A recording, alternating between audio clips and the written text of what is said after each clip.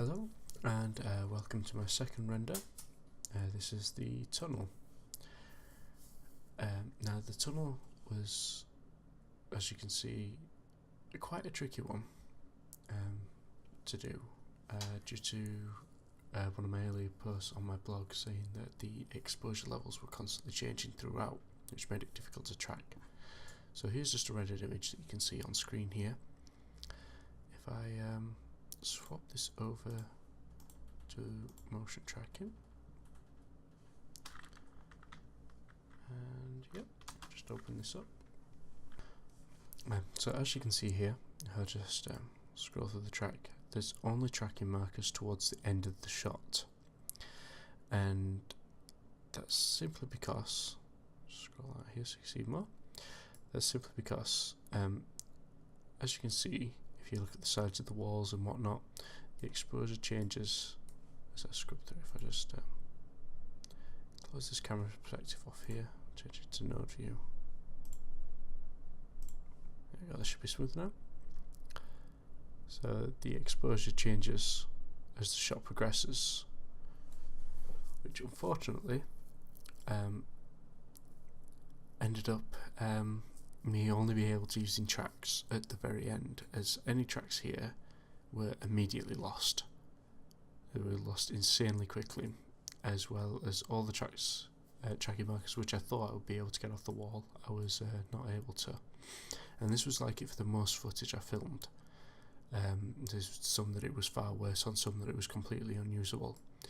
There was also the fact that in one of my shots I did both entryways through the tunnel, one this way and one the other way. By going this way through the tunnel, I have a flat surface of which to place my fence on, while going through the other way through the tunnel. As you can see here, this rubble down here in the bottom left corner sat where the wall should sit. So although it was a minor problem, would have taken several more hours of work to get the bricks lined up perfectly onto it, as it wasn't just a quick fix, unfortunately. So if we just go from here, we'll switch back into the default view, and we've got the actual, that's the rendered image. So if we come to how the scene looks, so the scene itself is a single area light lighting this up from the back,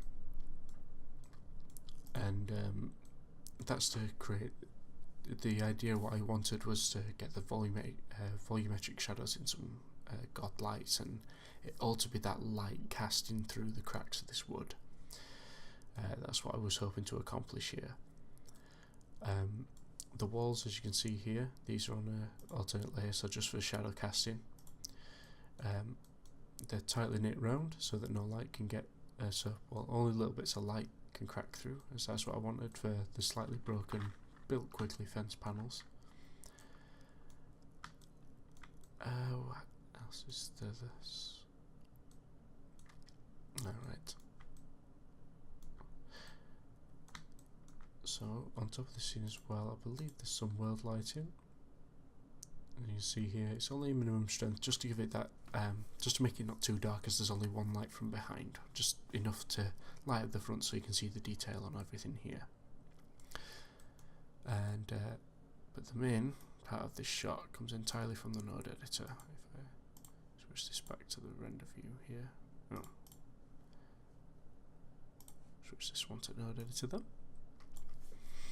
So for this, the materials themselves, the objects, they're nothing more than colours plugged in, and that's not it. I'll just skip this. So the main, the way this shot works is comes from entirely the compositing nodes, as you can see here. So got the render layers for the fence and the barrels, which just take vector blur into an alpha over, and then one big difficulty I had with the shot was getting the shadows to render properly. It just, no matter what I tried, there was, as you can see here, there's light seeping through the cracks, just slightly, and the shadows casting off the wood, which is all I wanted, and I could not get that to work.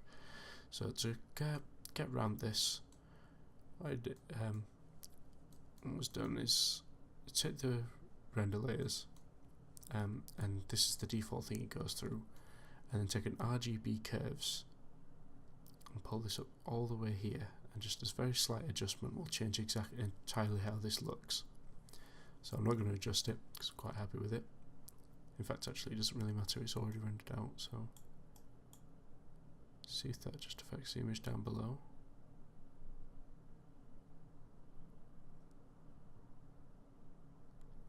So as you can see, it's got a little darker there. You can't really tell because it's that slow to load. But from there, using the RGB curves, I managed to get the sort of shadows I wanted. And then it is naturally multiplied from the camera tracking straight into the alpha over, etc. And then the effect that makes all this work is the glare, because I was unable to get the God rays that I originally wanted. I couldn't get them to quite work, especially because if this fence covered the entire tunnel, then it would work, but because it didn't, the area light shone through and then caused not so much errors with the God rays. It was doing exactly what it should do, but it didn't look right. It was very, very obvious that there was something in the way of the camera causing these God rays. So instead, this was replaced with a glare, which just gave that glow behind that. It's really well lit behind it and it's dark inside this tunnel. It's the exact feeling that I wanted to go for. So that pretty much covers everything on this shot. I will play the fully rendered image now, with a fully rendered video now. Thank you for watching.